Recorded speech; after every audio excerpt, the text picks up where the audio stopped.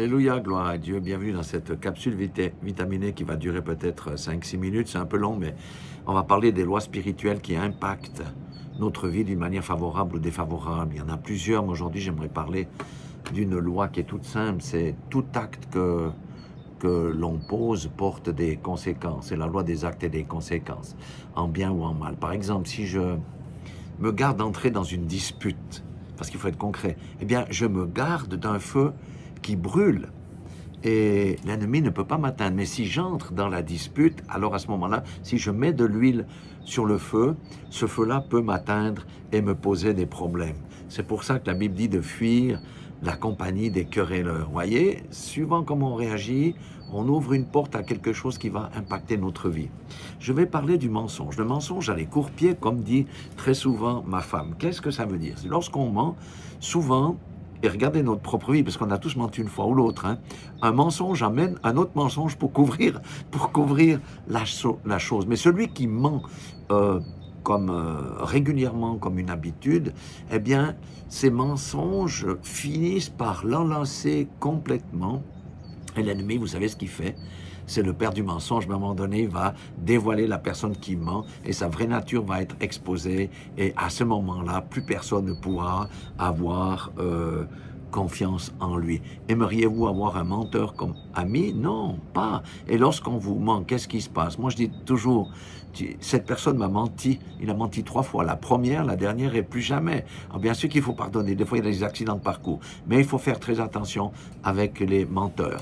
Les fornicateurs, eh bien, si j'expose mon corps si je fornique, j'expose mon corps à la souillure. Pourquoi? Parce que Dieu dit que nous devons garder notre corps propre, pur.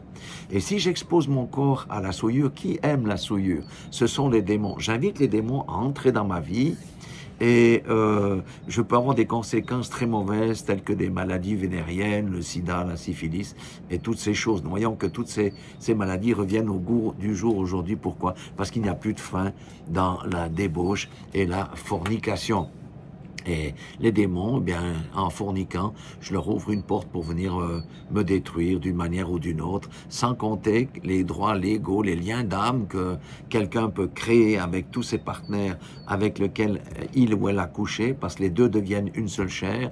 Donc je vais ramasser en plus les démons des autres dans ma propre vie. C'est pour ça que nous devons garder notre cœur, notre corps pur, véritablement, et avoir une bonne maîtrise de soi. C'est la même chose pour les adultères. Les adultères, ils ont tous peur d'être découverts. C'est pour ça que aujourd'hui les gens vont dans des hôtels, faire leurs petites affaires, etc. Mais un jour ou l'autre, leur vie sera exposée. Et quand quelqu'un est dans l'adultère, eh bien, il s'expose à la domination d'un maître cruel dans sa propre vie qui est Satan.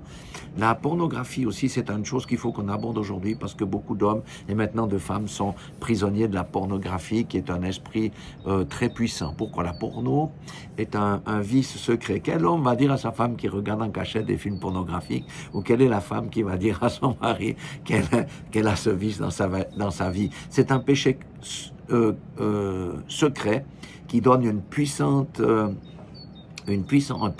moyen d'oppression au diable sur la personne. Et la pornographie peut atteindre la santé sexuelle de quelqu'un.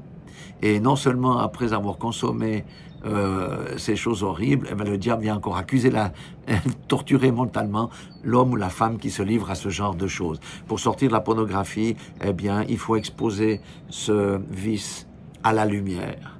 Et ça peut être un peu pénible de dire à son mari, à sa femme, voilà, je consomme la pornographie.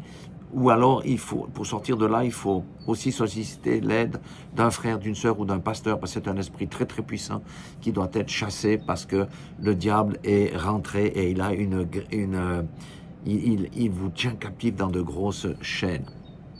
Quelque chose de positif dans les actes. Si j'ouvre ma main en faveur de quelqu'un, un jour, quelqu'un va ouvrir sa main en ma faveur quand je serai dans le besoin. Vous voyez, ce qu'on fait de bien, ça ramène le bien. Ce qu'on fait de mal, ça ramène les malédictions. La crainte du Seigneur, c'est la sagesse, s'éloigner du monde, c'est l'intelligence. Ça, c'est Job 28, 28 qui le dit. Et c'est un conseil qui nous est donné encore aujourd'hui. Jésus a parlé d'une chose dans Matthieu 26, 52, qui dit « Remets ton épée dans le fourreau, car tous ceux qui prendront l'épée périront par l'épée. » Alors là, on peut dire, oui, celui qui tue sera tué. Regardez la vie des gangs, en général, ils ne vivent pas vieux, ils se font tuer parce qu'ils ont versé le sang. Quand on verse le sang, on s'expose à quelque chose. Tous les avortements, c'est du sang versé, du sang innocent versé, qui donne le droit légal à un esprit de mort de venir dans la vie de la personne. Donc, il faut faire attention à ces choses-là. Et par analogie, celui qui tue avec la langue, parce qu'aujourd'hui, on tue avec la langue, même dans le milieu chrétien, il y a beaucoup de critiques, de calomnies, de médisances. La personne qui calomnie et qui médit, qui détruit la réputation des gens, sa réputation sera détruite aussi. Soit directement parce qu'elle sera exposée, soit parce que le Seigneur va frapper dans sa famille. Vous savez que le péché d'un mari peut affecter sa femme et le péché d'une femme peut affecter son mari. Et non seulement ces deux-là, mais aussi leurs propres enfants. Et le Seigneur est intransigeant là. Nous avons vu des cas où des personnes qui ont été méchantes, qui ont détruit, qui ont sali d'autres frères et sœurs, eh bien le Seigneur les a frappés durement dans leur propre vie. Si on parlait un peu des voleurs. Le voleur a toujours, c'est comme l'adultère, l'adultère a toujours la crainte d'être découvert, mais le voleur ne retiendra jamais le fruit de ses vols et de ses fraudes, parce que ça va toujours lui échapper de la main, parce que ce sont les richesses injustes. Et souvent, on dit le voleur a été volé par un autre voleur. Avis au voleur, cessez de voler. Coupez-vous la main, comme dit Jésus, vaut mieux rentrer manchot dans la vie éternelle qu'avec les deux mains dans la géhenne. Et vous savez que le méchant ne reste jamais impuni. Le méchant, c'est celui qui fait la méchanceté sous toutes ses formes.